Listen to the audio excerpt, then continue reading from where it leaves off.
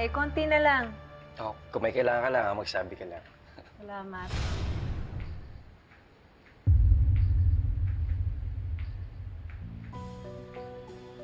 Ooh. What do we have here, Dennis? You know what? I just had coffee upstairs.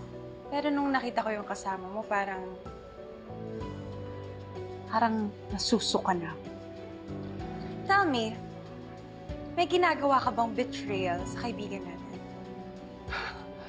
Ronnie, binigay ko lang yung mga papers na kailangan ni Carolina sa business niya.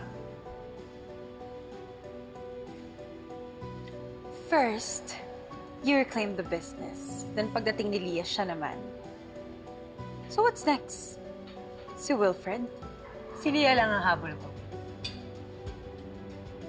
Na bakit ko ba i-explain ka pa sa'yo? Sino ka ba? Wow! Gutsy! Akala mo ba talaga maluloko mo ko? Gagamitin mo lang yung bata para makuha ulit si Wilfred. But that's not going to happen, Carol. Amber and I will make sure na hinding-hindi mo na maluloko si Wilfred kahit kailan. You scheming manipulator. Ano, natatakot ka? Nasaan ang tapang mo? Talagang threatened ka sa akin, Ronnie? Ganun na ba kalaki yun? Takot na takot ka na balikan ako ni Wilfred? Kung sa bagay, hindi naman kita masisisi. Ang tagal mo nga namang kinakareer si Wilfred, no? Nakulong na ako't nakalaya. Hindi pa rin nagbunga ang efforts mo. Hanggang ngayon, namamalimos ka pa rin sa pagmamahal niya. Sige, subukan mong saktan ako. Papatulak kita. Baka nakakalimutan mo, galing ako sa loob.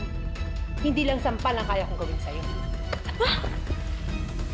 You witch! Ronnie! Ay ko, ano ba? Dennis, bitawan mo ko! Bayaan mo na siya! Ha? Huwag kang maskandalo dito. Hindi pa ako tapos sa kanya! Amanda! Ano ba? Aray, Dennis, ano ba? Ano ba ang problema mo? Inaano ko ba ni Carol? Mas anong problema mo? Are you blind? Sinampal na nga ako, di ba? Ikaw naman utu-utu ka. Kinampihan mo pa yung kriminal na yon. Oh, come on, Ronnie. Grow up! Hindi na tayo mga high school dito para magkampihan. Let's face it. Inosente si Carol. Pwede ba? Tigil-tigil naman yung pagtawag sa kanya ng kriminal. Wag na wag mo na rin siya ididiin. Yung totoong kriminal, pinapahanap na ni Wilfred. Yun ang awayin mo.